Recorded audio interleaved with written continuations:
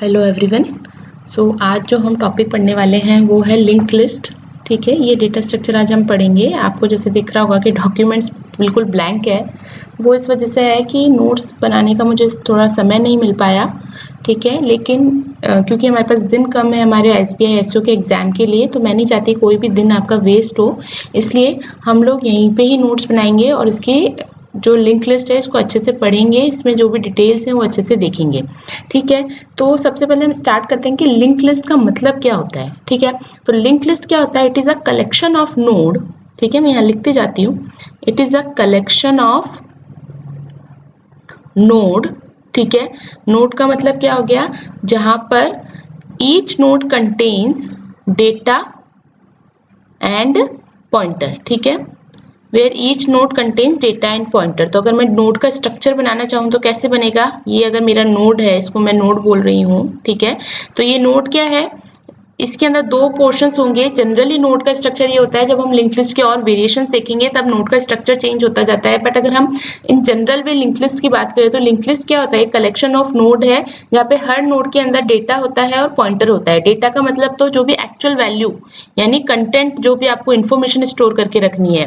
और नेक्स्ट क्या होता है आपका? पॉइंटर। पॉइंटर को हम यहाँ पे लिख लेते हैं नेक्स्ट। नेक्स्ट यानी कि ये नेक्स्ट पॉइंटर किस लिए यूज होता है?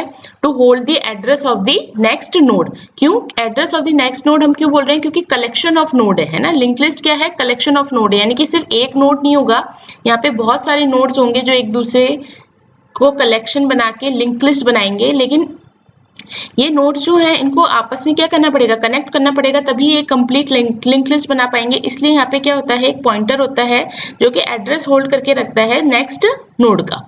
अब यहाँ पे क्वेश्चन ये आ सकता है कि इसकी जरूरत क्यों है? जब हमने एरे पढ़ा तब तो हमने कोई नेक्स्ट पॉइंटर नहीं लिया था। एरे के अंदर तो हमारे पास कॉन्टिग्यूअस मेमोरी एलोकेशन था। इसका मतलब क्या था कि अगर एरे हमारे पास था और एरे के अंदर हम कोई वैल्यूज स्टोर करवा रहे थे, और अगर फर्स्ट वैल्यू मेरी 2000 पे है और एक ब्लॉक अगर 2 बाइट की मेमोरी लेता है, तो हमें पता था दूसरे मेमोरी का एड्रेस क्या होगा? दूसरे ब्लॉक का मेमोरी एड्रेस 2002 होगा, फिर नेक्स्ट वाले का 2004 होगा एंड सो ऑन। लेकिन लिंक लिस्ट में ऐसा नहीं है। क्यों नहीं है लिंक लिस्ट में? ये चीज अभी हम समझेंगे। इसलिए क्योंकि लिंक लिस्ट में हम क्या कह रहे हैं कि इस तरीके का मेमोरी एलोकेशन नहीं होता, कॉन्टिग्यूअस मेमोरी एलोकेशन नहीं है। इसलिए एक नोड को दूसरे नोड की जानकारी होना जरूरी है, और दूसरे नोड की जानकारी उसे कैसे पता चलेगी? कि उसको ये पता होना चाहिए कि जो सेकंड नोड है यानी कि उसके बाद वाला जो नोड है वो कौन से एड्रेस पे स्टोर है। अब इसकी जरूरत क्यों पड़ी उसको हम समझेंगे एरे के डिसएडवांटेज से। जब हमने एरे पढ़ा था और जब हमने एरे के अंदर एरे का इम्प्लीमेंटेशन क्यू के लिए किया था, तब भी हमने देखा था कि मेमोरी वेस्टेज बहुत होता है। मेमोरी वेस्टेज बहुत क्यों होता है? सपोज मैंने एक एरे डिक्लेयर किया है 10 साइज का। ठीक है, ये मेरे कुछ पर्टिकुलर सपोज 10 स्टूडेंट्स का मैं डेटा स्टोर करवाना चाहती हूँ और उसमें मैंने एक एरे डिक्लेयर कर दिया। Now suppose in the mean time कुछ टाइम बाद आपके पास क्या है? 5 स्टूडेंट्स की और रिक्वेस्ट आ जाती है, यानी कि 5 स्टूडेंट्स का डेटा आपको और स्टोर करवाना पड़ सकता है।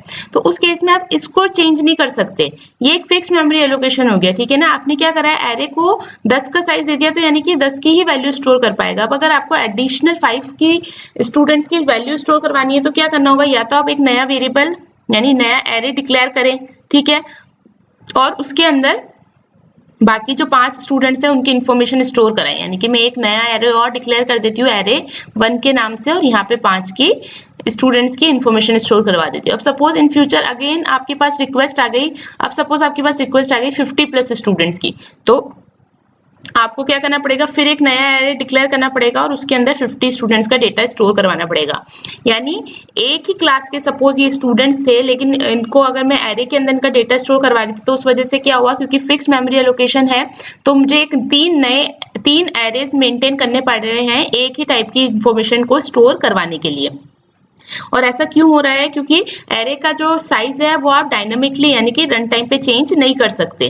अब एक तो ये इसका सोल्यूशन है, और दूसरा सोल्यूशन क्या है कि मैं इनिशियली ही एरे का साइज इतना बड़ा दे दूं कि जितनी भी रिक्वायरमेंट्स है वो फुलफिल होती जाए। इसका मतलब क्या है कि मैंने एक एरे बना लिया और इसका साइज मैंने सपोज 1000 दे दिया। इसका मतलब ये एरे कितनी मेमोरी एलोकेट कर पा रहा है? 1000 वैल्यूज की मेमोरी एलोकेट कर पा रहा है। लेकिन सपोज कि इस एरे को जब मैंने ये 1000 की मेमोरी दे दी, ठीक है ना, 1000 इंडेक्सेस की मेमोरी दे दी, लेकिन कुछ सालों के लिए मुझे सिर्फ 50 ही स्टूडेंट्स का डेटा मेंटेन करना था। इसका मतलब 950 जो मेमोरी स्पेस है वो मेरा क्या हो गया?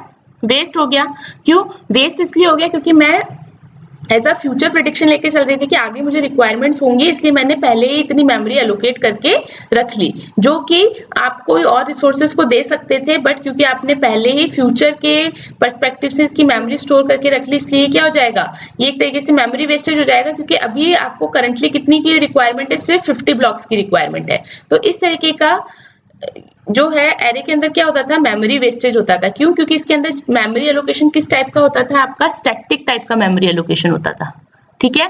जबकि हमें किस तरीके का मेमोरी एलोकेशन चाहिए, इस तरीके की रिक्वेस्ट आप देख लीजिए, या फिर सपोज कोई आप प्रोसेसर की रिक्वेस्ट कर रहे हैं, कोई सर्विसेज या रिसोर्सेज की रिक्वेस्ट आ रही है, तो उसमें क्या होगा कि आपको फिक्स नहीं है कि कितने टाइम पे कितनी रिक्वेस्ट आ सकती है। इसका मतलब मुझे किस तरीके का मेमोरी एलोकेशन की रिक्वायरमेंट हो गई, डायनेमिक टाइप की, ठीक है। एक और हमने इसके अंदर डिसएडवांटेज क्या देखा था, देखो आपको डिसएडवांटेजेस जैसे जैसे एरे के पता चल जाएंगे ना, उसी तरीके से जब हम लिंक लिस्ट को इंप्लीमेंट करने लगेंगे तो आपको उसके एडवांटेजेस समझ में आने लग जाएंगे, ठीक है। तो एक डिसएडवांटेज तो ये हो गया। दूसरा डिसएडवांटेज क्या था एरे का, वो हम देखते हैं। दूसरा डिसएडवांटेज ये था कि जब एरे के अंदर सपोज मुझे कोई वैल्यू इंसर्ट करनी है, ठीक है, और ऑलरेडी मेरा एक एरे बना हुआ है, ठीक है, ये एरे मेरा बना हुआ है, इसमें सपोज वैल्यू है 5, 7, 9 एंड 10।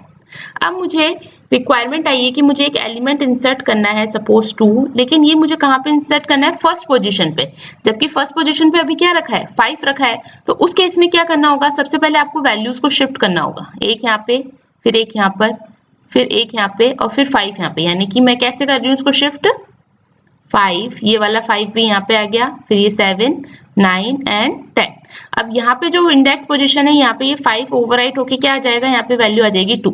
तो यहाँ पे क्या हो रहा है, सिर्फ एक सिंगल वैल्यू को इंसर्ट करवाने के लिए आप देखिए कितने सारे शिफ्ट ऑपरेशंस परफॉर्म करने पड़ रहे हैं। और शिफ्ट ऑपरेशंस भी ना कॉस्टली होते हैं, ऐसा नहीं है कि शिफ्ट ऑपरेशन कॉस्टली नहीं होते।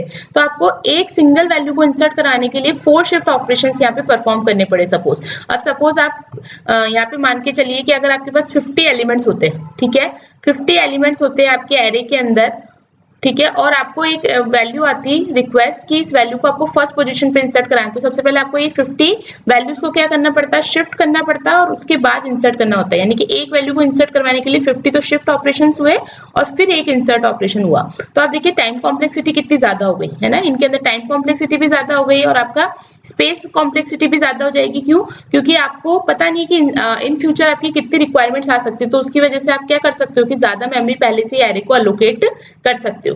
इसी तरीके से सपोज अगर आपको डिलीशन करना है, ठीक है, डिलीशन करना है, तो डिलीशन के केस में क्या होगा, यहाँ पे सपोज ये वैल्यूज हैं 5, 7, 9, मुझे सपोज 5 को डिलीट करना है। तो 5 आप डायरेक्टली डिलीट नहीं कर सकते क्योंकि स्टैटिक टाइप का मेमोरी एलोकेशन है। आप बस यहाँ पे क्या कर सकते हो, 5 की जगह 7 को ओवरराइट कर दोगे, 7 की जगह 9 को ओवरराइट कर दोगे, और जो एरे का साइज है उसको एक डिक्रीज कर दोगे, ठीक है।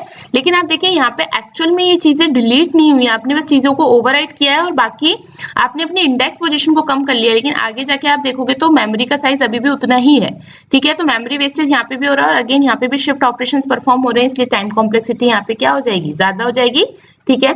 तो ये कुछ प्रॉब्लम्स होती हैं जो आपके एरे के साथ में अक्कर होती है, क्योंकि एरे के अंदर किस तरीके का मेमोरी एलोकेशन होता है, स्टैटिक टाइप का, ठीक है।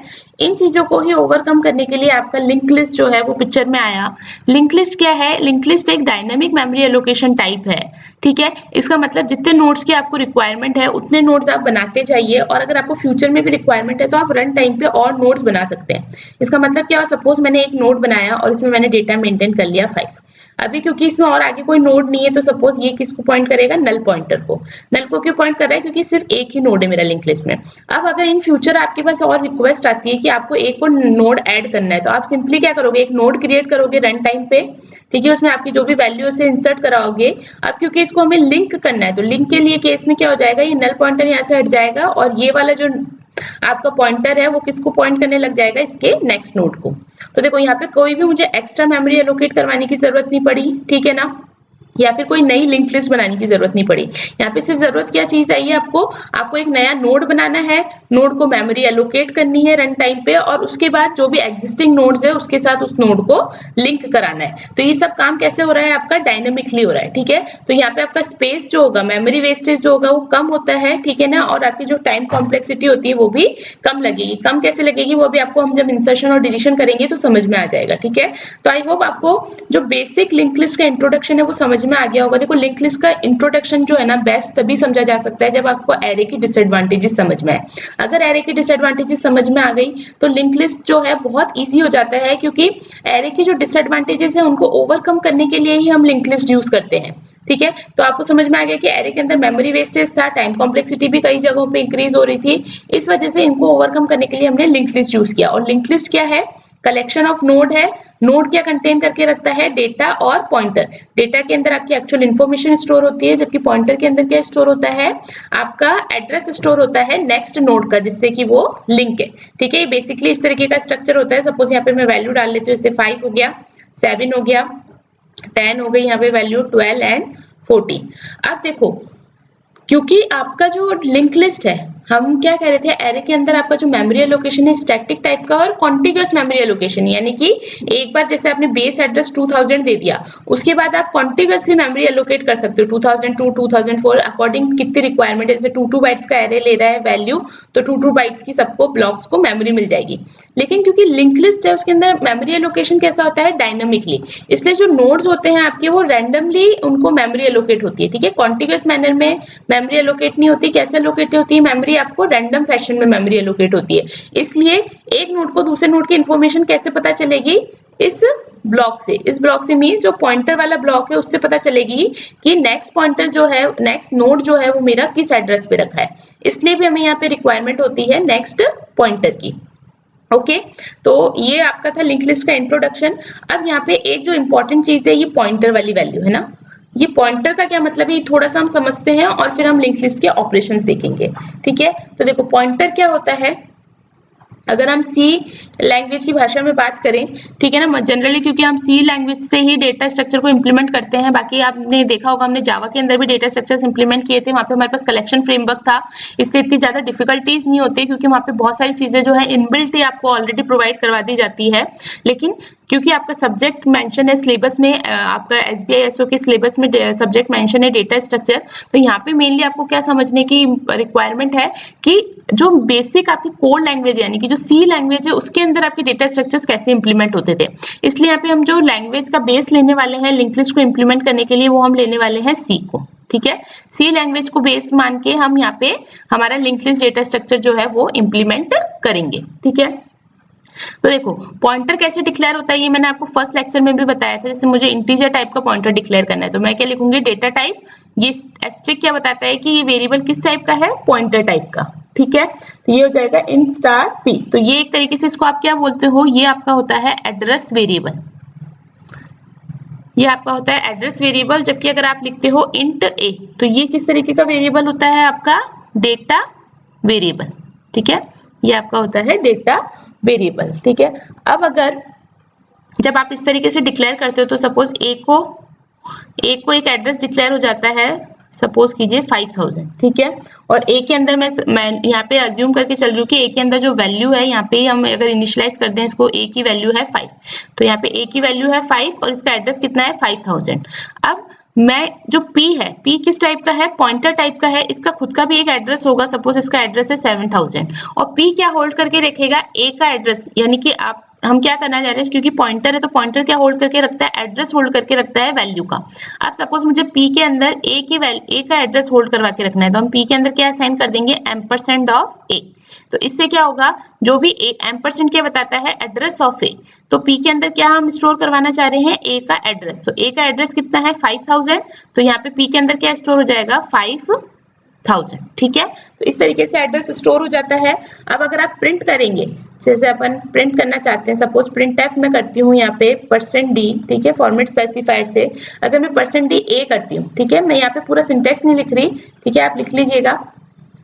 तो यहाँ से ये क्या वैल्यू प्रिंट करके दे देगा, जो भी a की एक्चुअल वैल्यू है, यानी कि 5, ठीक है। इसी तरीके से अगर मैं करती हूँ %d p, तो देखो इसका मतलब भी क्या है, जो p के अंदर वैल्यू रखी है वो वैल्यू आप प्रिंट करके दे दो। तो p के अंदर क्या वैल्यू रखी है, 5000 रखी है, तो यहाँ पे क्या प्रिंट होके आ जाएगा आपका 5000, ठीक है। लेकिन अगर मैं इस तरीके से लिखती हूँ एस्ट्रिक p, एस्ट्रिक p का मतलब क्या हो गया कि p के अंदर जो भी एड्रेस स्टोर है उस एड्रेस पे जाओ और उस एड्रेस पे जो वैल्यू रखी है उस वैल्यू को प्रिंट करो, ठीक है। देखो ये बहुत इंपॉर्टेंट टर्म है, इसको समझना। कई बार बहुत छोटे छोटे से क्वेश्चंस आ जाते हैं पॉइंटर्स के ऊपर और बहुत इजी क्वेश्चंस होते हैं। Pointer is a very beautiful concept, अगर आपको समझ में आ जाएगा ना तो बहुत सारे क्वेश्चंस आपके सॉल्व हो जाएंगे, क्योंकि लिंक लिस्ट जो है उसमें पूरा पॉइंटर का ही खेल है। तो देखो p, एस्ट्रिक p का मतलब क्या है आप समझना, इसको आप कैसे समझेंगे। सबसे पहले यहाँ पे देखो p का मतलब क्या है, p की वैल्यू क्या है, तो p की वैल्यू कितनी है 5000, और एस्ट्रिक का मतलब है कि जो भी p के अंदर स्टोर है, यानी कि p के अंदर जो भी एड्रेस स्टोर है उस एड्रेस पे जाओ और उस एड्रेस से उस वैल्यू को यहाँ पे एक्सट्रैक्ट कर लो, ठीक है, ऑब्टेन कर लो। तो यहाँ पे क्या हो जाएगा, हम सबसे पहले p पे गए, p पे हमने देखा 5000 स्टोर है, 5000 पे एड्रेस पे गए और वहां हमने देखा कितनी वैल्यू स्टोर है 5, तो यहाँ पे इसको हम क्या प्रिंट कर देंगे 5। तो एस्ट्रिक p की वैल्यू कितनी आ जाएगी यहाँ पे 5। तो इसको जो ये वाली टेक्निक होती है ना, इसको हम क्या बोलते हैं, डी रेफरेंसिंग, ठीक है। यानी कि उस एड्रेस पे जाके उस वैल्यू को रिट्रीव करना क्या कहलाता है आपका, डी रेफरेंसिंग। ये बहुत इंपॉर्टेंट टर्म्स हैं। देखो जो क्वेश्चंस होंगे ना, बहुत ज्यादा लेंथी क्वेश्चंस आपके नहीं आने वाले हैं एग्जाम के अंदर। क्वेश्चंस जो हैं बहुत छोटे छोटे टर्मिनोलॉजी इस पे बहुत क्वेश्चंस बन जाते हैं डेटा स्ट्रक्चर के अंदर, क्योंकि बहुत सारी टर्मिनोलॉजीज है, स्टैक को लेके, क्यू को लेके, link list, abstract data type, आपके ट्रीज एंड ग्राफ्स को लेके। जितना टर्मिनोलॉजी इस पे ध्यान दोगे ना, कॉन्सेप्ट अपने आप क्लियर होता जाएगा, ठीक है। तो ये जो हमने एस्ट्रिक p किया, ये क्या करा हमने, यहाँ पे इसको डी रेफरेंस कर दिया। डी रेफरेंस का मतलब क्या है, p जिस भी वैल्यू को रेफरेंस कर रहा था उसके रेफरेंस पे जाके हमने उसकी वैल्यू को यहाँ पे रिट्रीव कर लिया, ठीक है। तो एक तो ये बात है पॉइंटर की। एक दूसरी और क्या चीज है, एक चीज और मैं आपको यहाँ पे एक्सप्लेन करना चाहती हूँ। सपोज इंट स्टार p, ठीक है, और यहाँ मैं लिखती हूँ, ये मैं दूसरा केस ले रही हूँ, फ्लोट a इक्वल टू 17.5, ठीक है। अब यहाँ पे मैंने लिखा p equal to ampersand of a, तो क्या दिक्कत है ना, p मैंने एक पॉइंटर वेरिएबल बनाया है और उसके अंदर मैंने a का एड्रेस स्टोर करवा दिया है, ठीक है ना। तो ये हो जाना चाहिए, है ना, इसमें कोई दिक्कत ही नहीं है।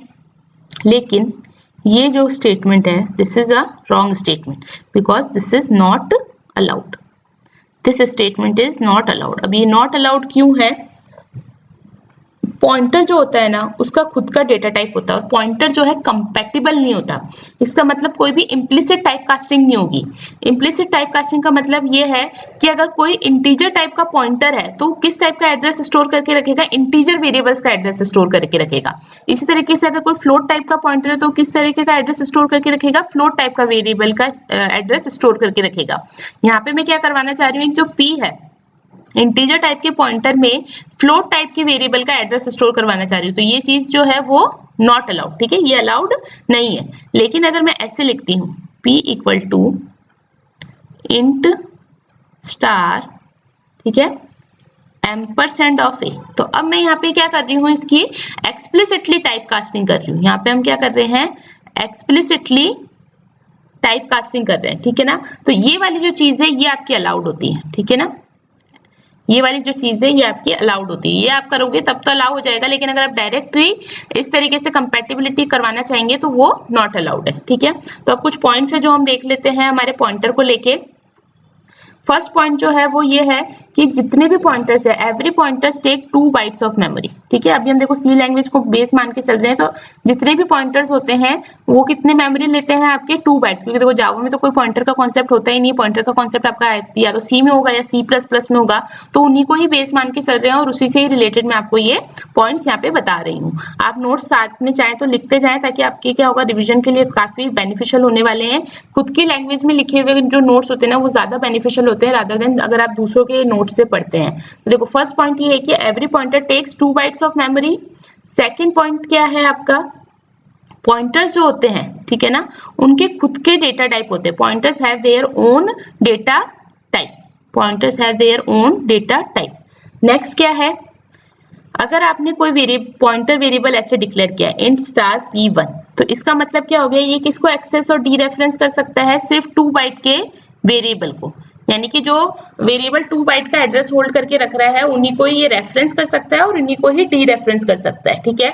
इसी तरीके से अगर मैं लिखती हूँ फ्लोट स्टार P2। तो ये किसको रेफरेंस या एक्सेस कर सकता है, जो भी वेरिएबल 4 बाइट का एड्रेस होल्ड करके रखते हैं, ठीक है ना।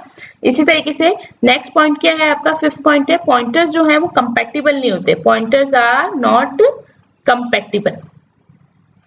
Okay, pointers are not compatible, इसलिए कोई भी इम्प्लिसिट टाइप कास्टिंग नहीं होती है। आपको अगर करवाना है पॉइंटर्स को कंपैटिबल बनाना है तो आपको कैसे टाइप कास्टिंग करनी पड़ेगी, वहां पे एक्सप्लिसिट टाइप कास्टिंग करनी आपके यहाँ पे जरूरी हो जाती है, ठीक है।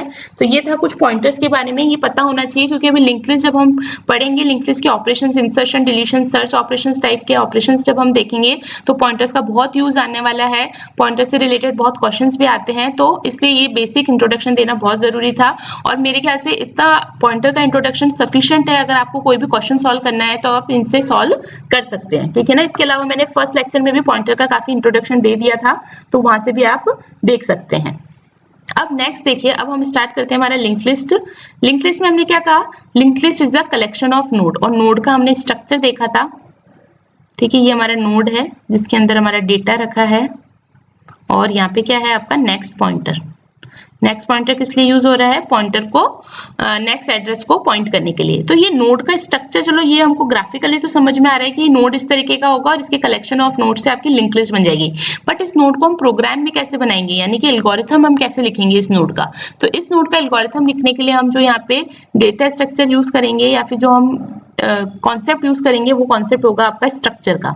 सी के अंदर हमने स्ट्रक्चर्स पढ़े हैं, C++ में भी स्ट्रक्चर्स यूज होते हैं। तो यहाँ पे स्ट्रक्चर की हेल्प से हम क्या कर सकते हैं, नोड का स्ट्रक्चर बना सकते हैं। कैसे बनाएंगे, जैसे सपोज यहाँ हम क्या लिखेंगे, स्ट्रक्ट, ठीक है। सपोज मेरे को एक स्ट्रक्चर बनाना है यहाँ पे नोड का, ठीक है। तो यहाँ लिखेंगे स्ट्रक्ट नोड, ठीक है।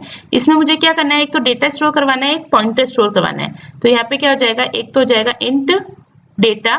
डेटा क्यों, हमको कोई तो इन्फॉर्मेशन स्टोर करवानी पड़ेगी, और दूसरा क्या होगा यहाँ पे पॉइंटर होगा। पॉइंटर हम क्या मान रहे हैं, नेक्स्ट, यानी कि सपोज मैंने इसका नाम रख लिया नेक्स्ट। अब बात ये है कि नेक्स्ट जो है, ठीक है ना, इसका टाइप क्या होगा, यानी कि इसका डेटा टाइप होगा, क्योंकि अभी मैंने आपको बताया पॉइंटर का खुद का एक डेटा टाइप होता है, ठीक है। तो पॉइंटर का डेटा टाइप क्या होगा, देखो नेक्स्ट पॉइंटर किसको पॉइंट कर रहा है, नेक्स्ट नोड को, ठीक है। ये बहुत इंपॉर्टेंट टर्म है जो मैं अभी बोलने वाली हूँ, प्लीज ध्यान से सुनिएगा। जो नेक्स्ट पॉइंटर है इसका मुझे डेटा टाइप फाइंड आउट करना है। नेक्स्ट पॉइंटर किसको पॉइंट कर रहा है, नोड को। नोड का डेटा टाइप क्या है, स्ट्रक्ट। तो नेक्स्ट पॉइंटर का डेटा टाइप भी क्या हो जाएगा आपका, स्ट्रक्ट होना चाहिए, तभी तो ये दूसरे नोड को पॉइंट कर पाएगा। क्योंकि हमने कहा है कि नोड जो पॉइंटर्स होते हैं वो कंपैटिबल नहीं होते। ये जो नेक्स्ट पॉइंटर है किसी डेटा को पॉइंट नहीं कर रहा है, ये नेक्स्ट नोड पॉइंटर किसको पॉइंट कर रहा है, कंप्लीट नोड को पॉइंट कर रहा है, ठीक है। और कंप्लीट नोड को पॉइंट कर रहा है, इसलिए इस नेक्स्ट पॉइंटर का जो कंपैटिबिलिटी होनी चाहिए वो नोड के साथ होनी चाहिए। अब हमें फाइंड आउट करना है कि हमारे नोड का डेटा टाइप क्या है। तो देखो नोड का डेटा टाइप क्या है, मेरा स्ट्रक्ट टाइप का है, इसलिए नेक्स्ट पॉइंटर भी किस टाइप का हो जाएगा, आपका स्ट्रक्ट टाइप का। तो यहाँ पे हम क्या लिख देंगे, स्ट्रक्ट, और कौन सा स्ट्रक्ट टाइप का, नोड टाइप का। तो स्ट्रक्ट नोड एस्ट्रिक नेक्स्ट, ठीक है। आई होप ये समझ में आया होगा आपको कि इसमें हमने क्या किया है, डेटा जिसमें हमें वैल्यू स्टोर करवानी है, इंटीजर टाइप का भी हो सकता है, फ्लोट का भी हो सकता है, कैरेक्टर का भी हो सकता है। आपको जो भी जिस टाइप का डेटा स्टोर करवाना है आप वो डेटा स्टोर करवा सकते हैं, ठीक है। अभी हाल फिलहाल मैं मान के चल रही हूँ कि हम डेटा इंटीजर टाइप का स्टोर करवा रहे हैं। एक हमें चाहिए नेक्स्ट पॉइंटर, नेक्स्ट पॉइंटर जो कि होल्ड करके रखता है address of the next node. तो यहाँ पे क्या जाएगा, स्ट्रक्ट नोड एस्ट्रिक नेक्स्ट। ये क्यों किया, क्योंकि नेक्स्ट जो है नोड का स्ट्रक्चर, नोड का डेटा, नोड का एड्रेस होल्ड करके रख रहा है, इसलिए हमने यहाँ पे क्या लिख दिया, इसको स्ट्रक्ट नोड एस्ट्रिक नेक्स्ट। तो ये आपका क्या बनता है, लिंक लिस्ट के नोड का स्ट्रक्चर, ठीक है। आई होप ये समझ में आया होगा, ठीक है। तो ये तो आपने क्या बना दिया, नोड का स्ट्रक्चर बना दिया। अब अगर आपको कोई नया नोड बनाना है, ठीक है ना, ये तो आपने स्ट्रक्चर बनाया, अभी इसको कोई मेमोरी नहीं मिली आपकी, कोई नोड को आपने मेमोरी एलोकेट नहीं की है, तो उसके लिए हम क्या लेंगे, स्ट्रक्चर का वेरिएबल। देखो स्ट्रक्चर भी है ना, दो तरीके के वेरिएबल हो सकते हैं, इसका पॉइंटर टाइप का वेरिएबल भी हो सकता है और नॉर्मल वेरिएबल्स भी हो सकते हैं। जैसे ये डेटा हमने एक वेरिएबल बनाया ना, वैसे कि यानी कि हम इस तरीके से भी वेरिएबल बना सकते हैं, स्ट्रक्ट, ठीक है, नोड ए। तो ये तो नॉर्मल वेरिएबल हो गया, लेकिन हम नॉर्मल वेरिएबल से काम नहीं कर सकते। क्यों नहीं कर सकते, क्योंकि हमें नोड को क्रिएट करना है, ठीक है ना। नोड को क्रिएट करना है और नोड के अंदर पॉइंटर भी है, तो हम यहाँ पे जो नोड का क्रिएट करने के लिए यूज करेंगे वो हम क्या यूज करेंगे, इसका पॉइंटर वेरिएबल। तो पॉइंटर वेरिएबल सपोज मैंने लिखा स्ट्रक्चर नोड एस्ट्रिक पी। तो ये हमने क्या करा, एक नोड क्रिएट किया, लेकिन इस नोड को अभी क्या है, कोई मेमोरी एलोकेट नहीं हुई है, ठीक है ना। इस नोड को अभी कोई भी मेमोरी एलोकेट नहीं हुई है, तो अब क्या कराना होगा, इस मेमोरी को यहाँ पे पी को हमें क्या करानी पड़ेगी, सबसे पहले मेमोरी एलोकेट करानी पड़ेगी, तभी तो ये नोड एग्जिस्टेंस में आएगा। जब इस नोड को कोई मेमोरी मिलेगी आपके रैम के अंदर, तभी तो ये नोड एग्जिस्टेंस में आएगा। तो सी और सी प्लस प्लस के अंदर हम लोग अगर हमें कोई पॉइंटर को मेमोरी एलोकेट करवानी होती थी, यानी नोड को अगर मुझे मेमोरी एलोकेट करवानी है तो वो कैसे होती है, मैलॉक फंक्शन से। ठीक है, मैं यहाँ पे लिख देती हूँ इसको, थोड़ा सा इजिली क्लियर होगा। यहाँ पे हम क्या कर रहे हैं, हमने एक नोड क्रिएट किया, स्ट्रक्ट नोड एस्ट्रिक पी। अब क्योंकि इस पी को एग्जिस्टेंस में लाना है तो इसको मेमोरी एलोकेट करानी होगी, तो कैसे मेमोरी एलोकेट होगी, with the help of malloc function. ठीक है, मैलॉक में यहाँ पे भी कुछ वैल्यूज आती हैं और यहाँ पे मैं आपको इसका सिंटेक्स बता रही हूँ। यहाँ पे मैलॉक पूछता है लेफ्ट हैंड साइड में कि पी को किस टाइप की मेमोरी एलोकेट करनी है। पी किस टाइप का है, स्ट्रक्ट नोड टाइप का, तो इसको मेमोरी भी कैसे एलोकेट होनी चाहिए, स्ट्रक्ट नोड टाइप की। तो यहाँ पे हम क्या लिख देते हैं, स्ट्रक्ट नोड एस्ट्रिक। ठीक है, मैलॉक। और राइट हैंड साइड में मैलॉक पूछता है कि कितना साइज चाहिए होगा, तो यहाँ पे एक फंक्शन यूज होता है साइज ऑफ। ठीक है, और साइज ऑफ के अंदर हम क्या डाल देते हैं, हमें कितनी मेमोरी चाहिए, हमें जितना नोड होल्ड कर सके, और नोड कितनी मेमोरी होल्ड करेगा, जितना उसका स्ट्रक्चर के अंदर वैल्यूज डिफाइन है। तो यहाँ पे हम क्या लिख देंगे, स्ट्रक्ट नोड। ठीक है, तो ये कंप्लीटली इसका स्ट्रक्चर होता है। ठीक है, आपका जब आप किसी नोड को मेमोरी एलोकेट करते हो। ठीक है, तो ये जब आप इस तरीके से ऐसे लिखते हो तो पी को क्या होती है, एक मेमोरी एलोकेट हो जाती है, यानी कि मेमोरी के अंदर पी एक नोड एग्जिस्टेंस में आ जाता है और उसके अंदर आपका क्या हो जाता है, इसको स्ट्रक्ट नोड टाइप की मेमोरी एलोकेट होती है, यानी कि यहाँ पे आप एक डेटा स्टोर करवा सकते हो और एक आपके पास नेक्स्ट पॉइंटर होता है जो कि नेक्स्ट नोड को पॉइंट करने के काम में आता है। ठीक है, ये आपका क्या हो गया, नोड का एक्सिस्टेंस हो गया। इस नोड का वैल्यू क्या है, नोड का नाम क्या है आपका, अभी पी है, क्योंकि आपने यहाँ पे पी लिखा है, आप कोई भी नाम लिख सकते हैं। ठीक है, अब देखिए इसका जो पी को मेमोरी एलोकेट करवाई है ना, इससे रिलेटेड कुछ पॉइंट समझ लेते हैं ताकि आगे जाके हमें चीजें और क्लैरिफाई हो सके। तो अगर आपने लिखा है struct node asterisk P equal to null, इसका मतलब क्या हो गया, अगर आपने पी के अंदर नल डाल दिया, इसका मतलब पी जो है कहीं पे भी पॉइंट नहीं कर रहा है। ठीक है ना, ये इसका मतलब क्या हो गया, P is not Poynting anywhere. ठीक है, नेक्स्ट देखिए, अगर P को हमने मेमोरी एलोकेट कर दी, जैसे ऊपर हमने मेमोरी एलोकेट कर दी, मैं इसको वापस से कंप्लीट नहीं लिख रही हूँ, आप लिख लीजिएगा, ये जो ऊपर वाली चीज है अगर वही सेम मैं यहाँ पे कर दूं, ठीक है, P को कुछ मेमोरी एलोकेट कर दूं, इसका मतलब क्या हो जाएगा, P is pointing some node. ठीक है, P is pointing some node. Okay, next देखो, कुछ और चीजें हैं जो एग्जाम में पूछी जा सकती है। अगर हम लिखते हैं if P equal to null, ये कंडीशन कब ट्रू होगी, जब P जो है, ये कंडीशन हम पूछ रहे हैं कि ट्रू कब होगी। ठीक है, तो ट्रू कब होगी, जब P जो है कहीं पे भी पॉइंट नहीं कर रहा होगा, यानी कि P is also equal to null, तो नल इक्वल टू नल तो तभी ट्रू होगा जब P जो है कहीं पे भी पॉइंट नहीं कर रहा होगा। दूसरी कंडीशन है if P not equals to null, इसका मतलब ये कंडीशन कब ट्रू होगी, जब P कहीं पे पॉइंट कर रहा होगा, क्योंकि जब P कहीं पे पॉइंट कर रहा होगा तो यहाँ पे कोई वैल्यू आएगी और value is not equal to null. ठीक है ना, value is not equal to null क्या हो जाएगा, आपका ट्रू हो जाएगा। और ये कंडीशन कब हो रही है, जब P जो है कहीं पे पॉइंट कर रहा है। ठीक है, इसको और कैसे लिखा जा सकता है, अगर हम लिखते हैं इफ P, ठीक है, इफ P का मतलब ये क्या होगा, अगर वैल्यू कहीं पे पॉइंट कर रहा होगा, यानी कि P अगर कहीं पे पॉइंट कर रहा होगा तो यहाँ पे क्या आ जाएगी, वैल्यू ट्रू हो जाएगी। ठीक है, और अगर मैं लिखती हूँ if not equal to P, तो इसका मतलब क्या है, अगर P कहीं पे भी पॉइंट नहीं कर रहा होगा तो ये वैल्यू ट्रू होगी, क्योंकि जब P कहीं पे भी पॉइंट नहीं कर रहा होगा तो ये क्या हो जाएगा, फॉल्स, और नॉट इक्वल टू फॉल्स क्या हो जाएगा आपका, ट्रू। ठीक है, तो इस तरीके से भी इसको ऐसे लिखा जा सकता है और इसको इस तरीके से लिखा जा सकता है। ओके, तो ये कुछ पॉइंट्स है जो आपको पता होने चाहिए। नेक्स्ट देखो, और क्या किया जा सकता है, सपोज मैं ये लिखती हूँ, यहाँ पे मैं एक और पॉइंटर डिक्लेयर कर देती हूँ, स्ट्रक्ट नोड स्टार क्यू। ठीक है, और यहाँ मैं क्या लिखना चाह रही हूँ, Q equal to P question mark P of next. ठीक है, सॉरी, पी ऑफ नेक्स्ट, और ये कोलन है और यहाँ पे नल। इसका मतलब क्या है, अगर P कोई नोड है और उसको मेमोरी एलोकेट है, तभी ये कंडीशन ट्रू होगी। ठीक है ना, टर्नरी ऑपरेटर हमने यूज किया है, यानी कि अगर मेमोरी के अंदर P कोई नोड बना हुआ है यानी उसको कोई मेमोरी एलोकेट है तो ये कंडीशन ट्रू होगी। अगर ये कंडीशन ट्रू होती है तो Q के अंदर क्या डाल दे, P का नेक्स्ट मतलब कि अगर ये P के अंदर कोई वैल्यू पॉइंट हो रही है, ठीक है ना, P जो है अगर किसी अदर नोड को पॉइंट कर रहा है तो Q के अंदर हम क्या डाल देंगे, P का नेक्स्ट, यानी Q किसको पॉइंट करने लग जाएगा, इस नोड को। और अगर P कोई मेमोरी ऑलरेडी एग्जिस्ट नहीं कर रही, यानी कि P जो है खुद अगर नल को पॉइंट कर रहा है तो Q भी किसको पॉइंट करेगा, नल को। ठीक है, तो इस तरीके से टर्नरी ऑपरेटर यूज कर सकते हैं। ठीक है ना, मतलब ऑपरेटर है मोस्टली क्या होता है, पॉइंटर भी उसी तरीके से काम करते हैं जो आपके वेरिएबल्स की तरह से काम करते हैं, कुछ इन पे कंस्ट्रेंट्स होते हैं, उनको हमें ध्यान रखना जरूरी है। तो ये कुछ इंपॉर्टेंट बातें थी जो मैंने आपको बता दी पॉइंटर से रिलेटेड। और ठीक है, अब हम देखते हैं कि लिंक लिस्ट में जो ऑपरेशंस हैं वो हम कैसे परफॉर्म करते हैं। तो लिंक लिस्ट में जो बेसिक ऑपरेशंस है वो कौन कौन से होंगे आपके, वो हम देखते हैं। देखो, इंसर्शन आएगा, सबसे पहले ऑपरेशंस कौन कौन से हम यूज करेंगे लिंक लिस्ट के ऊपर वो लिख लेते हैं। ऑपरेशंस ऑन लिंक्ड लिस्ट, कौन कौन से ऑपरेशन होंगे। फर्स्ट ऑपरेशन होगा आपका इंसर्शन, ठीक है, सेकंड ऑपरेशन होगा आपका डिलीशन, और थर्ड ऑपरेशन होगा आपका सर्च। ये बेसिक ऑपरेशन है, इसके अलावा आप सॉर्टिंग भी कर सकते हो। ठीक है ना, कोई वैल्यूज को आपको पर्टिकुलर कहीं स्पेस से डिलीट करना है या अपडेट करना है वो भी कर सकते हो, लेकिन जो बेसिक ऑपरेशंस है वो कौन कौन से होंगे आपके, इंसर्शन, डिलीशन एंड सर्चिंग। ठीक है, सबसे पहले फर्स्ट ऑपरेशन से स्टार्ट करते हैं हम, इंसर्शन।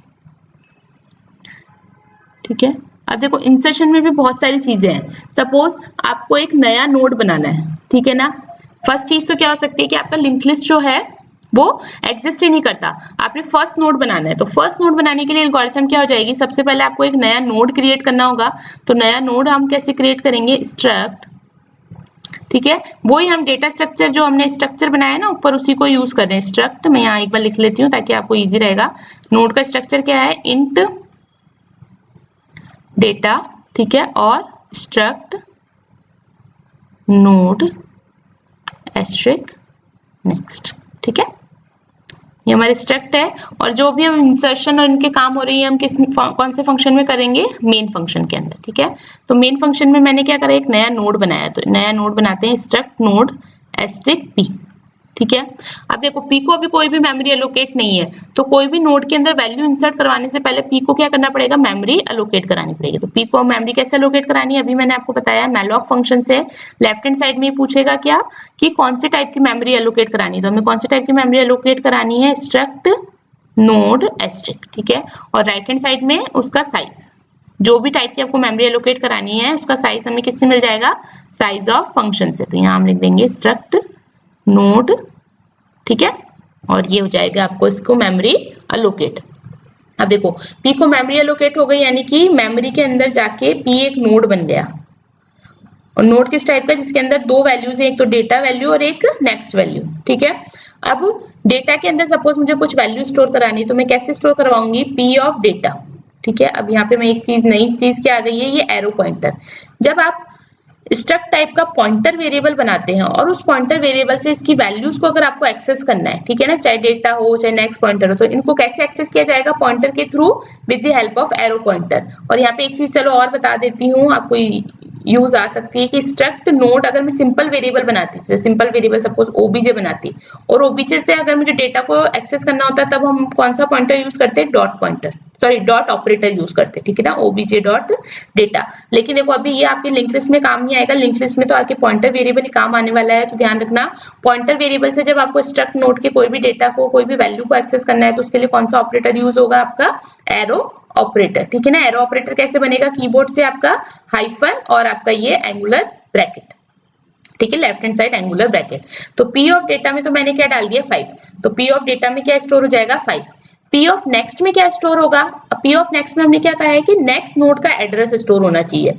लेकिन अभी आप देखो, अभी आपने सिर्फ फर्स्ट ही नोड क्रिएट किया है, फर्स्ट नोड क्रिएट किया है, तो यहाँ पे क्या होगा, फर्स्ट नोड हमने क्रिएट किया, तो यहाँ पे आगे तो कोई नोड है नहीं जिसका इसको एड्रेस होल्ड कराना है, तो उसके इसमें P का नेक्स्ट पॉइंटर क्या होल्ड करना चाहिए, नल, क्योंकि अभी हमारे पास कोई और नोड है ही नहीं जिसका एड्रेस हम इसके अंदर स्टोर करवा सकते हैं। तो P ऑफ नेक्स्ट कितना हो जाएगा आपका, P of next is equal to null. ठीक है, ये हमारा कौन सी कंडीशन थी, जब हम फर्स्ट नोड क्रिएट कर रहे हैं, यानी अभी लिंक लिस्ट बिल्कुल एम्प्टी थी, लिंक लिस्ट में कुछ भी हमने नहीं डाला था। जब मैंने फर्स्ट नोड क्रिएट करना चाहा तब मैंने ये वाला यहाँ पे स्ट्रक्चर यूज करेंगे। सबसे पहले नोड क्रिएट करेंगे, नोड को मेमोरी एलोकेट करेंगे, नोड के डेटा में जो भी वैल्यू आप ये चाहे तो यूजर से भी ले सकते हैं प्रिंटफ और स्कैनफ के थ्रू। मैंने यहाँ पे जनरली आपको डायरेक्ट बता दिया है, बट प्रिंटफ स्कैनफ करके आप इनको यूज कर सकते हैं। और पी ऑफ नेक्स्ट में हमने नल क्यों डाला, क्योंकि हमारे पास अभी एक ही नोड बना है। ठीक है, अब नेक्स्ट केस क्या हो सकता है, ये तो फर्स्ट चीज हो गई। नेक्स्ट केस क्या हो सकता है आपका, सपोज ऑलरेडी आपके पास क्या है, लिंक लिस्ट बनी हुई है। ठीक है ना, अब मैं यहाँ पे एक लिंक लिस्ट बना लेती हूँ।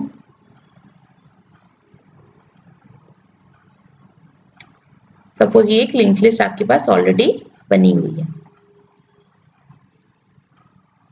यहाँ पे नल हो जाएगा। ये मैं समझ रही हूँ कि लास्ट पॉइंटर है और ये फर्स्ट पॉइंटर है, इसको हम फर्स्ट से बता देते हैं। देखो यहाँ पे क्या है, आपको बताना पड़ेगा, है ना, फर्स्ट नोड की मेमोरी हमेशा आपको स्टोर करके रखनी पड़ेगी, फर्स्ट वेरिएबल को आपको स्टोर करके रखना पड़ेगा जो कि फर्स्ट नोड को पॉइंट करे।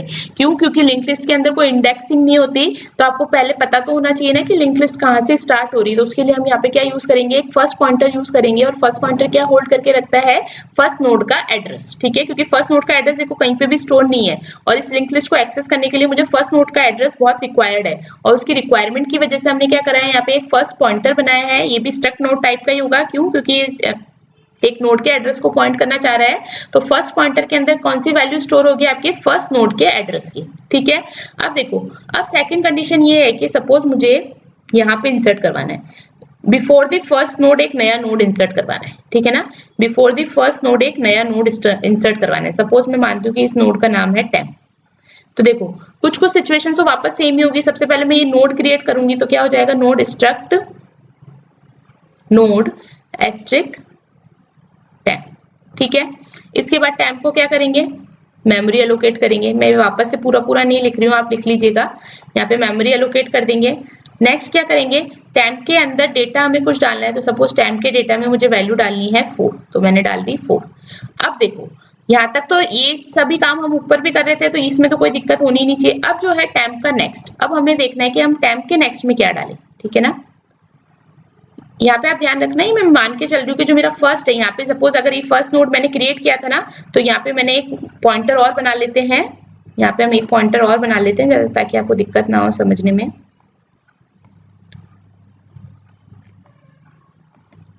ठीक है, जब मैंने पी पॉइंटर बनाया था, पी नोड बनाया था, तो सपोज मैंने यहाँ पे एक और पॉइंटर बना लिया था फर्स्ट नाम से। तो जैसे ही मैंने पी को मेमोरी एलोकेट करी, पी के अंदर डेटा डाला, तो ये मेरा नोड क्रिएट हो गया। तो मैं यहाँ पे क्या कर दूंगी, फर्स्ट इक्वल टू कर दूंगी पी। इसका मतलब क्या हो गया, जो फर्स्ट पॉइंटर है वो किसको होल्ड करके रख रहा है, फर्स्ट नोड के एड्रेस को। ठीक है, अब देखो टेम्प के नेक्स्ट में हमें क्या डालना है। तो अब आप यहाँ पे देखिए, मैं क्या चाह रही हूँ कि ये जो टेम्प नोड है मेरा, ये सब जो फर्स्ट नोड है उससे पहले मेरा इंसर्ट होना चाहिए। ठीक है, तो यहाँ पे हमने इसको इंसर्ट अभी करवाया नहीं है, अभी हमने एक नोड क्रिएट कर दिया और इसमें एक मेमोरी वैल्यू डाल दी 4। अब यहाँ पे एड्रेस किसका आएगा, यहाँ पे एड्रेस आएगा इस वाले नोड का। इस वाले नोड का क्यों आएगा, क्योंकि अभी ये फर्स्ट नोड है और मेरे को इससे भी पहले इस वाले नोड को इंसर्ट करवाना है। ठीक है, तो इससे पहले इस नोड को इंसर्ट करवाना है, तो टेम्प के नेक्स्ट में मैं क्या डालूं, इस नोड का एड्रेस, और इस नोड का एड्रेस मेरा कहाँ पे स्टोर है, फर्स्ट पॉइंटर में। तो यहाँ पे टेम्प ऑफ नेक्स्ट क्या हो जाएगा, आपका फर्स्ट वैल्यू। ठीक है, तो temp of next equal to क्या हो जाएगा, फर्स्ट। क्यों, क्योंकि फर्स्ट के अंदर ही हमारे फर्स्ट नोड का एड्रेस होल्ड था। ठीक है, इसलिए temp of next equal to हमने क्या कर दिया, फर्स्ट कर दिया। अब आप देखो, अब टेम्प जो है यानी टेम्प नोड जो है मेरा, वो कौन सा नोड बन गया, फर्स्ट नोड बन गया। तो हमें इस फर्स्ट नोड पॉइंटर को भी अपडेट करना पड़ेगा। तो ये फर्स्ट पॉइंटर अब किसको पॉइंट करना चाहिए, आपके टेम्प नोड को। तो यहाँ पे फर्स्ट इक्वल टू क्या हो जाएगा, आपका टेम्प। ठीक है, क्यों, क्योंकि अब जो ये वाला नोड था ना, ये तो सेकंड नोड बन गया, और हम क्या करेंगे, जो फर्स्ट पॉइंटर वो हमेशा कौन सा एड्रेस होल्ड करके रखता है, फर्स्ट नोड का। तो फर्स्ट नोड का एड्रेस तो अब किसका एड्रेस बन गया, टेम्प का बन गया। तो फर्स्ट के अंदर क्या आना चाहिए, टेम्प आना चाहिए। तो देखो ये, अब यहाँ पे एक कैच है ना, ये चीज समझना। अगर सपोज मैं पहले फर्स्ट इक्वल टू टेम्प कर देती, ठीक है ना, अभी ये जो दो स्टेटमेंट्स है ना, अगर मैं इन दोनों स्टेटमेंट्स को स्वैप कर देती, यानी कि मैं अगर कर देती फर्स्ट इक्वल टू टेम्प और फिर मैं लिखती temp of next equal to first, तो क्या ये दोनों चीजें सेम है, यानी कि अगर या तो मैं इस तरीके से स्टेटमेंट लिखूं या इस तरीके से लिखूं, क्या ये दोनों सेम है। तो देखिए ये दोनों सेम नहीं है। सेम क्यों नहीं है, अगर मैं पहले कर देती first equal to temp, first equal to temp कर देती तो ये पॉइंटर उठ के कहाँ आ जाता मेरा, यहाँ पे आ जाता, और यहाँ से इसका रेफरेंस जो होता है वो लॉस्ट हो जाता, ठीक है। यानी कि टेम्प फर्स्ट भी जो है इस टेम्प को पॉइंट करने लग जाता है, इस केस में बता रही हूँ, है ना। तो और अब मैं लिखती temp of next equal to first, तो temp of next equal to first का तो मतलब क्या हो गया, फर्स्ट भी टेम्प को पॉइंट कर रहा है और टेम्प के नेक्स्ट में मैं क्या डालना चाह रही हूँ, फर्स्ट, यानी कि खुद टेम्प का एड्रेस, यानी कि खुद को ही रेफरेंस करता, ठीक है। तो उस केस में क्या होता है, ये नोड जो है परफेक्टली आपका यहाँ पे लिंक लिस्ट में ऐड नहीं होता। इसलिए स्टेटमेंट्स का बहुत ध्यान रखना है कि किस तरीके से स्टेटमेंट्स को स्टेप बाय स्टेप अप्रोच करना है, ठीक है। तो ये वाला स्टेटमेंट सही है, लेकिन अगर इसको स्वैप कर दोगे तो सब गड़बड़ हो जाएगा, ओके। तो ये दूसरा केस था। अब सपोज तीसरा केस हम देखते हैं कि हमें किसी पर्टिकुलर पोजीशन पे आपको किसी नोड को इंसर्ट करवाना है, ठीक है। तो वापस हम बना लेते हैं, जैसे ये 4 भी हमने सपोज इंसर्ट करवा ही लिया था, ठीक है, ये हो गया। थोड़ा सा लेंदी है, देखो लिंक लिस्ट समझना बहुत इंपॉर्टेंट है, क्योंकि सभी चीजों में आपके यूज आएगा, चाहे आप ट्री पढ़ो चाहे ग्राफ पढ़ो, ठीक है ना, सॉर्टिंग सर्चिंग बहुत सारी जगहों पे यूज आता है। तो लिंक लिस्ट पढ़ना बहुत इंपॉर्टेंट है, इसलिए थोड़ा सा टाइम लगेगा, बट अगर एल्गोरिथम समझ में आ गई तो ये बहुत ईजी होने वाला है, ठीक है। 7 8 एंड 9 मेरा लास्ट पॉइंटर है, ये किसी को पॉइंट नहीं कर रहा है, इसलिए यहाँ पे इसके नेक्स्ट में क्या आ जाएगा, नल, जबकि बाकी सब में अपने नेक्स्ट नोड का एड्रेस आ जाएगा। और फर्स्ट पॉइंटर मेरा कहाँ आ जाएगा, यहाँ पे। अब सपोज मुझे फोर्थ पोजीशन पे जाके वैल्यू इंसर्ट करवानी है, यानी कि फोर्थ पोजीशन पे जाके एक नया नोड इंसर्ट करवाना है। तो फोर्थ पोजीशन कौन सी हो जाएगी, 1 2 3 4, यानी कि 7 को आगे किसका आना है और यहाँ पे एक नोड इंसर्ट करवाना है। तो ये नोड कैसे इंसर्ट हो जाएगा, यहाँ पे मुझे एक नोड इंसर्ट करवाना है, ठीक है। अब ये नोड ऐसे तो डायरेक्टली इंसर्ट होगा नहीं, ये इस नोड को आपको इंसर्ट क्रिएट करना पड़ेगा, इसको मेमोरी एलोकेट करनी पड़ेगी, इसके डेटा में वैल्यू डालनी पड़ेगी, और फिर देखो ये लिंक्स भी चेंज करने पड़ेंगे, है ना। अब देखो अभी मेरे पास जो है सिर्फ फर्स्ट नोड का एड्रेस है, मेरे पास इन बाकी नोड्स का एड्रेस नहीं, क्योंकि बाकी नोड्स का एड्रेस इनके नेक्स्ट पॉइंटर में होल्ड है, ठीक है। तो मुझे सबसे पहले क्या करना होगा, पर्टिकुलर उस पोजीशन से पहले पहुंचना पड़ेगा, यानी कि मेरी पोजीशन क्या है, अभी पॉज करके हम वेरिएबल ले लेते हैं कि फोर्थ इंडेक्स पे, फोर्थ पोजीशन पे मुझे वैल्यू इंसर्ट करवानी है। तो फोर्थ पोजीशन पे मेरे को वैल्यू इंसर्ट कराएं, तो देखो पहले मैं आपको ग्राफिकली समझाती हूँ, फिर हम एल्गोरिथम देखेंगे। यानी कि सपोज ये टेम्प नोड मैंने बना लिया, ठीक है, इसके अंदर हमने वैल्यू डाल दी 3, ठीक है। अब ये वैल्यू तो डाल दी, अब टेम्प के नेक्स्ट में मैं क्या डालूं, ठीक है, मैं चाह रही हूँ कि ये वाले लिंक तो हट जाए, ठीक है, और क्या हो जाए, ये वाली वैल्यू जो टेम्प नोड है वो फोर्थ पे जाके इंसर्ट हो जाए, और फिर 7th वाला जो है आगे शिफ्ट हो जाए। यानी मैं इस लिंक को तो ब्रेक करना चाहती हूँ और ये दो नए लिंक क्रिएट करना चाहती हूँ, तभी तो ये टेम्प नोड जो है मेरा इसके अंदर बीच में एडजस्ट हो पाएगा, है ना। ये करने के लिए मुझे क्या करना पड़ेगा, मुझे इस नोड का एड्रेस चाहिए होगा, ठीक है। इस नोड के एड्रेस के बिना मैं ये सब काम नहीं कर सकती, है ना। तो इस नोड का एड्रेस मुझे कैसे मिलेगा, अभी तो मैंने इस नोड का एड्रेस कहीं पे भी नहीं लिखा, ठीक है ना। तो इस नोड का एड्रेस मुझे मिलेगा with the help of traversing. Traversing मैं कब तक करूंगी, मुझे पोजीशन 4th पे इंसर्ट करवाना है, तो इससे जस्ट एक, यानी मुझे 6 नोड का चाहिए, तो 6 नोड कौन सा पोजीशन पे आपका 1 2 3, यानी कि पोजीशन -1 तक मैं हमारे एक पॉइंटर वेरिएबल, एक टेम्पररी पॉइंटर वेरिएबल लिया जाएगा, उसको ट्रैवर्स किया जाएगा ताकि मैं इस नोड को पॉइंट करने लग जाऊं, ठीक है। अभी आप वापस से इस चीज को ग्राफिकली समझो कि सपोज मैंने ट्रैवर्स किया और मैं एक पॉइंटर p टेम्पररी मैंने लिया, और वो अब क्या कर रहा है, इस नोड को पॉइंट कर रहा है।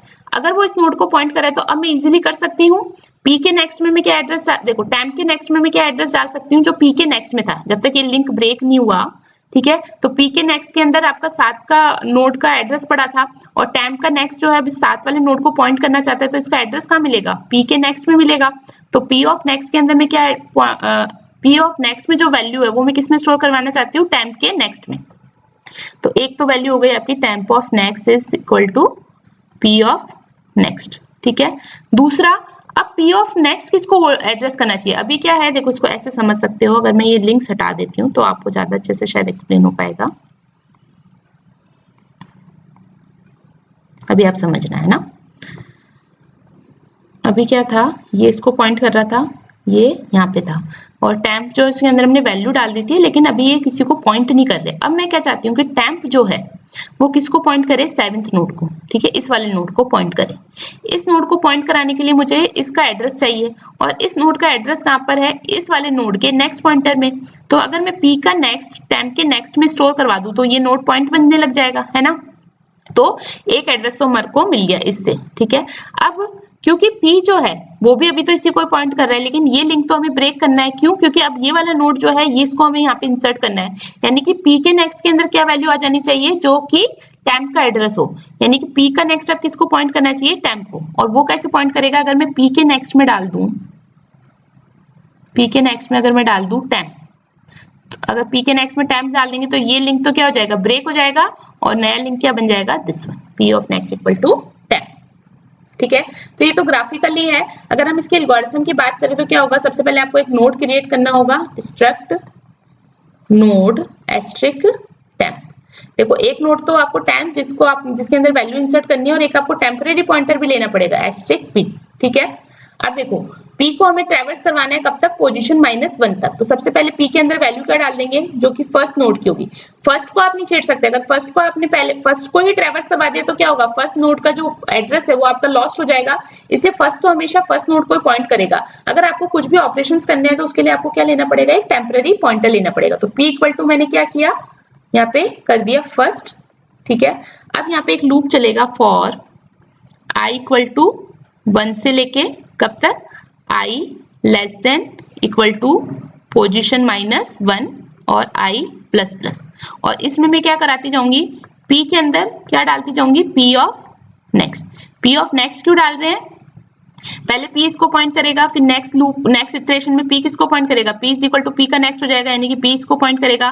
फिर उसकी नेक्स्ट इटरेशन में p किसको पॉइंट करेगा, again p equal to p का नेक्स्ट हो जाएगा। तो हम इस पोजीशन पे पहुंच जाएंगे, इसलिए हम ये लूप चला रहे हैं। ठीक है, ये लूप चला लिया।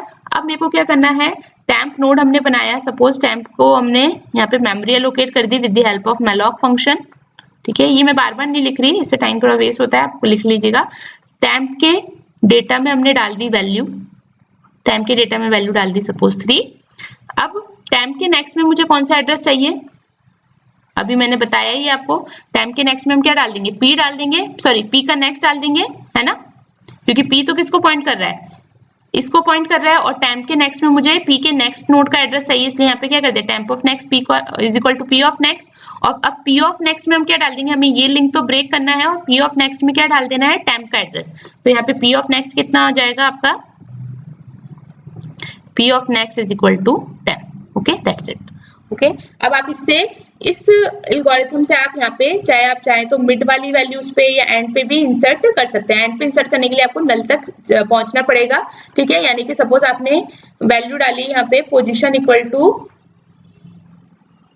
5 डाली, ठीक है ना, तो 5 का मतलब क्या हो गया, 1 2 3 4, यहाँ पे आपको वैल्यू इंसर्ट करवानी है। ठीक है, अब यहाँ पे सपोज आपने कोई इनवैलिड अगर आप पोजीशन डाल देते, इनवैलिड पोजीशन मतलब कि सपोज मैं डाल देती कि मुझे 10th पोजीशन पे इंसर्ट करना है, तो 10th पोजीशन की वजह से क्या होता, p यहाँ पे p is equal to next next होते होते p किसको पॉइंट करने लग जाता है, नल को पॉइंट करने लग जाता है, क्योंकि हमारे पास टोटल नोड्स ही कितने हैं, 1 2 3 4 5 एंड 6 ही नोड है। ठीक है, और आप क्या चाह रहे हो कि 10th पोजीशन पे इंसर्ट करो, जब लिंक लिस्ट ही भाई अगर आपकी 5 नोड्स की है, 6 नोड्स की है, तो आप 10वें पोजीशन पे कैसे इंसर्ट करवा सकते हो, पॉसिबल नहीं है ना। तो उस केस में क्या होगा, ये लूप तो आपका चलेगा, लूप में कोई दिक्कत नहीं है, पोजीशन -1 यानी कि 9 तक ही चलेगा, लेकिन p के अंदर वैल्यू क्या आ जाएगी, p के अंदर आ जाएगी वैल्यू नल। तो यहाँ पे एक कंडीशन आपको चेक करनी होगी कि अगर आपका p जो है वो किसको पॉइंट करने लग जाए, नल को पॉइंट करने लग जाए, इसका मतलब आपने किस तरीके की पोजीशन दी है, यहाँ पे इनवैलिड पोजीशन दी है। ठीक है, और यहाँ पे आप कर दोगे एग्जिट। ठीक है, अब एक लास्ट केस कौन सा बचता है कि अगर आपको लास्ट नोड पे इंसर्ट करवाना है, तो लास्ट नोड पे इंसर्ट करवाना है तो आप यहाँ पे क्या कर सकते हो, आप यहाँ पे कौन सा लूप चला सकते हो, while p of next not equal to null. क्यों, क्योंकि हमें पता है कि जो लास्ट नोड है उसके नेक्स्ट पॉइंटर में क्या है, नल है, तो हम क्या कर सकते हैं, while p of next not equal to null तक चला सकते हैं, और p इक्वल टू क्या करते जाएंगे, same p equal to p of next. ठीक है, ये मैंने एरो गलत बना दिया, एरो पॉइंटर यूज होगा यहाँ पे।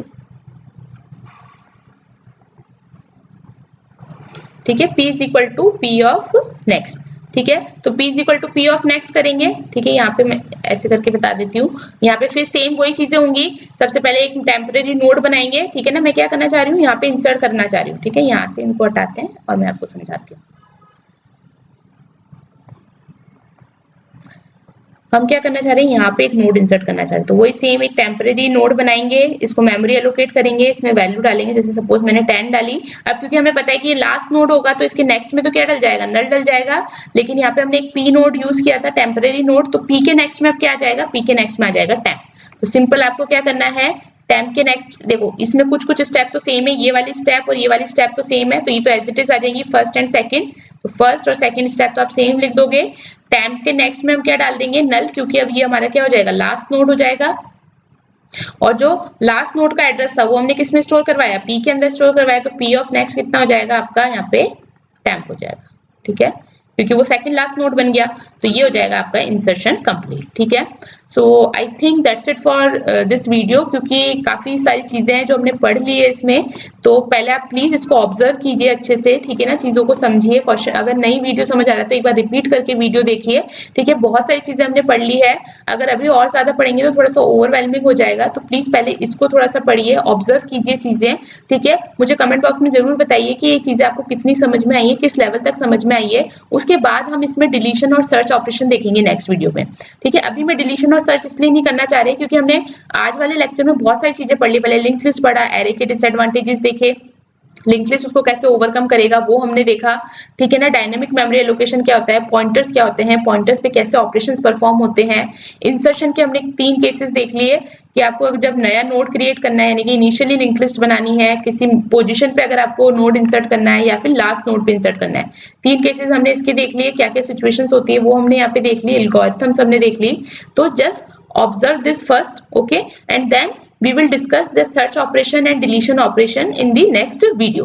So आशा करती हूँ आपको वीडियो अच्छा लगा होगा, हेल्पफुल लगा होगा। अगर अच्छा लगा है तो प्लीज एक लाइक दीजिए वीडियो को और वीडियो को ज्यादा से ज्यादा शेयर कीजिए। Thank you.